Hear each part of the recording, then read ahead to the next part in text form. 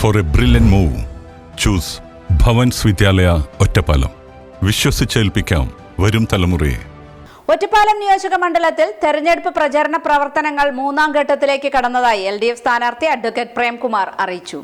ഒറ്റപ്പാലം നിയോജക മണ്ഡലത്തിൽ തെരഞ്ഞെടുപ്പ് പ്രചരണ പ്രവർത്തനങ്ങൾ മൂന്നാം ഘട്ടത്തിലേക്ക് കടന്നതായി LDF സ്ഥാനാർത്ഥി അഡ്വക്കേറ്റ് പ്രേംകുമാർ അറിയിച്ചു. ആദ്യഘട്ടം ജനസമ്പർക്ക പരിപാടികളായിരുന്നുവെന്നും മണ്ഡലത്തിൽ 100% വിജയപ്രതീക്ഷയുണ്ടെന്നും അദ്ദേഹം ACV ന്യൂസിന് നൽകിയ പ്രത്യേക അഭിമുഖത്തിൽ പറഞ്ഞു. ആദ്യഘട്ടം ജനസമ്പർക്കം എന്ന നിലയിലായിരുന്നു. പിന്നീട് സ്ഥാനാർത്ഥി പര്യടനം എന്ന നിലയ്ക്കുള്ള 5 ദിവസത്തെ സ്ഥാനാർത്ഥി പര്യടനമായിരുന്നു.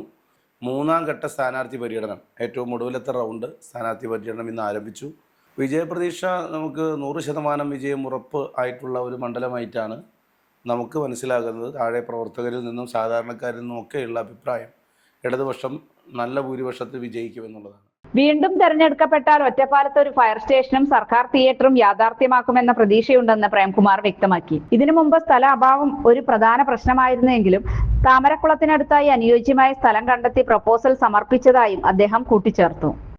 യാഥാർത്ഥ്യമാകുമെന്ന പ്രതീക്ഷയാണുള്ളത്. ഒട്ടേറെ കാര്യങ്ങൾ നമുക്കായി. നേരത്തെ ഫയർ സ്റ്റേഷന് നമുക്ക് സ്ഥലം ലഭിക്കാത്ത പ്രശ്നമായിരുന്നു ഉണ്ടായിരുന്നത്. ഇപ്പോൾ നമ്മളൊരു പ്രപ്പോസലായി കൊടുത്തിട്ടുള്ളത് നമ്മുടെ താമരക്കുളത്തിനടുത്തുള്ള സ്ഥലമാണ്. അപ്പോൾ അത് വന്നു നോക്കി അത് കൺവീനിയൻ്റ് ആണ് എന്നുള്ളത് ഉറപ്പാകണം. ഫയർ സ്റ്റേഷന് നമുക്ക് സ്ഥലം തരാമെന്ന് ഈയിടെ ഒരാൾ പറയുകയുണ്ടായി. അത് കുറച്ച് ഉൾപ്രദേശത്താണ്. ഇത് സാധ്യമാകുമെങ്കിൽ നമ്മുടെ താമരക്കുളത്തോട് ചേർന്ന് തന്നെ ഫയർ സ്റ്റേഷൻ നിർമ്മിക്കാനാണ് ഉദ്ദേശിക്കുന്നത്. അത് യാഥാർത്ഥ്യമാകുമെന്ന് തന്നെയാണ് പ്രതീക്ഷിക്കുന്നത്.